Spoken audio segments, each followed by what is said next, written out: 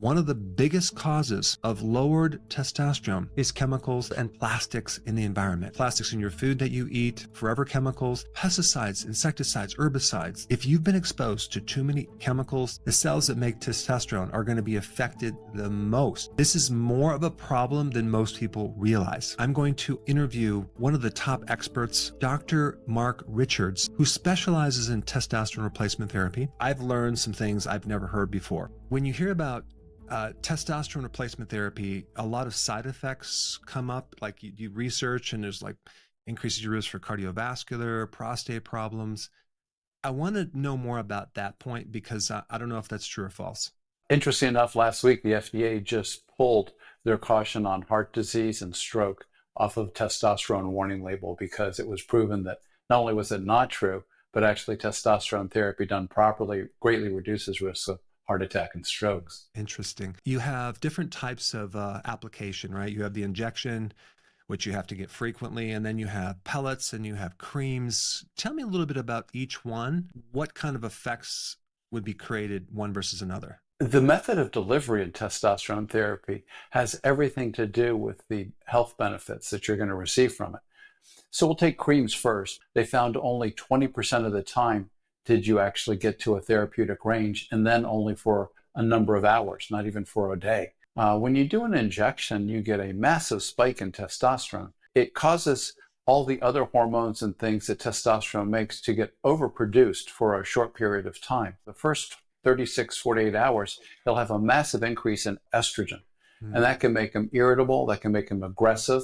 And many spouses, if you talk to them, will say they don't like being around their husband when he's injecting testosterone for the first 2 days. In other words, when you inject testosterone, your estrogen increases? 100% of the estrogen in your cells, whether you're male or female, is made from testosterone. I've gotten some questions like some people want to get injections with testosterone, but then you have to get those every week or even a couple times a week, right? So you're constantly going to the doctor back and forth. Is that how they do it? Yeah, that's how they do it. And it goes up and down and up and down. And that's not the way we were designed or any of the animal kingdom was designed. Testosterone is the most abundant active hormone in both men and women. What about the pellets? The pellets have been used in the United States, and let's define pellets. Pellets are compressed pure testosterone, no coating, about the size of a Tic Tac. Those pellets are placed into the fat through a little poke in the skin with a metal straw. You numb it up with lidocaine so it doesn't hurt. But they've been used in the United States since 1940. And they are highly effective. They're used both in men and women. I can tell you that 60% of my pellet patients in my practice are female. You dose people with pellets so that their tissue levels, their cellular levels, are at their optimum. And you can tell that from the symptom relief that they experience and the disease improvement they experience and the disease prevention they see. There must be some type of slowly dissolving mixture that they have this testosterone in that kind of just gradually goes into the body? Yes, that's a great question, Dr. Berg. From my 17 years of experience on this, it seems to be that the fat cells absorb testosterone and then they release it as your body needs it. So if you're going to go to the gym and lift heavy weights 4 to 5 days a week, you may actually use up your pellets faster than if you were very sedentary and sitting in your office and eating M&Ms all day. So you get more of a stable release. It's 100% guaranteed to be released, so you don't have the problems of cream, and it's completely stable, mostly steady state for 4 months in men and 3 months in women. So this is a fantastic option. It's for them because there's very little that can go wrong with it. The type of testosterone that you're giving with pellets versus the injections, is that a different type? They use testosterone cyprinate usually in injections. It's a compound that binds testosterone and the enzymes in your muscles. The testosterone pellets is honestly just 100% human testosterone. That's a crystalline white powder that's been compressed. The pellets or just the pellets are just 100% testosterone, right? The injections are a compound and it requires an enzyme in your body to cleave it. And maybe the cyprinate really isn't that big of a deal as far as having free cyprinate in your body. The real problem is that spike way up and way down is just not good. Your cells can't adjust. They can't make the right amount of estrogen. They can't make the right amount of anti-inflammatories. What material do they get pellet testosterone from? Where does it come from? So testosterone is a very simple compound to create in nature.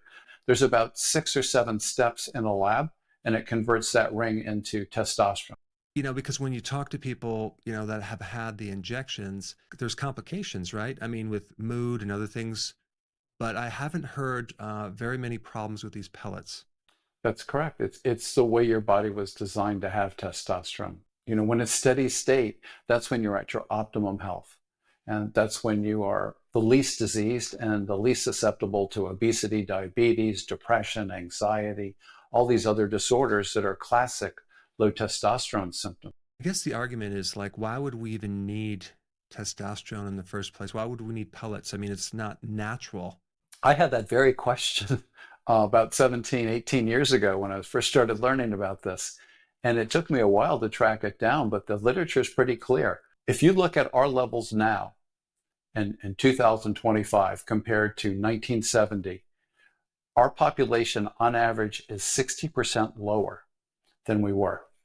And the culprit seems to be hormone disrupting chemicals. When someone goes to a lab and gets their testosterone tested, there's a normal range that you're going to compare it to.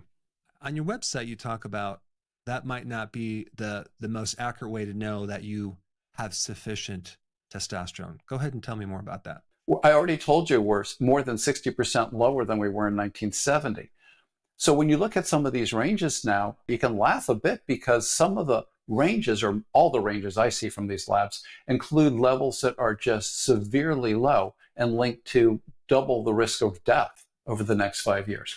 And in women, we don't even study women in this country with testosterone, even though it's their most abundant bioactive hormone. It's almost impossible to avoid all these endocrine disruptors. You can do good things like eat out of glass containers, you can not have processed food, don't use tin cans, only eat organic foods if you can, organic meats.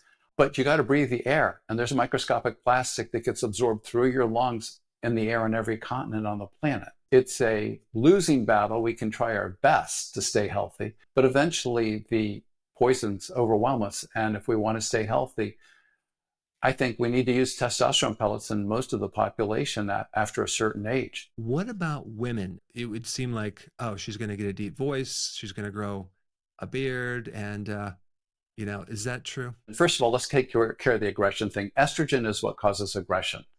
If you look at teenage girls and teenage boys, the violence may be different with the boys, but the actual aggression and meanness that comes from estradiol. It's a mama bear, papa bear issue. As far as hair, testosterone does stimulate hair follicle growth. Women genetically don't have beards. They have hair follicles on their chin and lip and other areas. Interestingly enough, 80% of women over 50 have to treat their facial hair somehow with plucking, shaving, waxing, whatever. So I'm not creating the problem with testosterone pellets. If my dose gets too high, I may increase their problem to where they don't want to deal with it, so I just lower the dose. If you're predisposed to adult acne, severe adult acne, it can make it worse a little bit.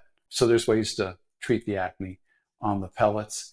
And that's about it. I mean, testosterone is the hormone that makes you chill and happy. What type of benefits are you seeing with your patients? We had been taught as doctors that menopause was caused by a deficiency of estrogen. And that is not a true story. Menopause is caused by a deficiency of testosterone. And testosterone makes all the estrogen in your cells. Treating a woman with estrogen for menopausal symptoms, as was proven in a big study in 1985, is highly ineffective. I was taught that, it's the estrogen that drops down. And they don't really talk about testosterone. It's like, that's over here. That's not for women. But that's the one that turns into estrogen. I didn't know that. So that's fascinating. And then what about some of the benefits for men? It's similar things. People don't realize that menopausal symptoms that we know about in women are the exact same symptoms that men get. Well, except for vaginal dryness, they don't get that. But other than that, they have the same, mood disorders, hot flashes, they have night sweats, they have depression. It all gets fixed when you restore them to healthy levels so their cells have adequate testosterone to run the whole machinery of life. People have this fear like, oh, it's going to affect my heart. But I think what you're saying is actually, no, it's going to improve your heart if you have enough testosterone. I think this is a great solution, especially the bioidentical from the wild yams versus the injections if someone was considering doing this. Yeah, that sums it up. That certainly sums it up. There's this like hyperattention on not just your total testosterone, but your free testosterone. And I know on your website, you don't really focus too much on that. Testosterone is what we call actively transported. In other words, if you can imagine a claw on all your cells' surfaces, that when it sees testosterone come by on the bloodstream, it grabs onto testosterone and it pulls it into the cell. You also check the iodine, because iodine is kind of a cofactor to help with the absorption in addition to zinc and probably magnesium, right? Just sort of by accident since 1940, they found that iodine is a cofactor, or let's say the gasoline for that claw that makes it work to grab the testosterone and pull it into the cell. So when your iodine is low, your claw won't work and your intracellular testosterone level will be low even if your blood level is high. Amazing information. Of course, you know, RFK, he does the testosterone pellets, right? Yep, that's what he admitted to on video. Yeah, and he's in his 70s. So he looks pretty good in shape. So it looks like he's not doing poorly off that. So that's just quite amazing. Yeah, and one thing that you brought up in the beginning, but I didn't address, is this false claim that testosterone causes prostate cancer. We actually found that testosterone causes prostate cancer cells to die. And furthermore, they started doing studies in the lab where you added testosterone to a prostate cancer tissue cell, you know, that you're looking at, and the cells die. And this was been pretty much borne out now since about 2008, 2010, by work up at Harvard and other places. Wow. Goes completely against mainstream conventional, which I'm not surprised. I'm going to put your link down below. You also wrote a book, so I want to share that with everyone as well. And he has a lot more data on this topic. It's fascinating. So Doc, thank you so much for taking time out to talk to me. Thank you. It's been a pleasure.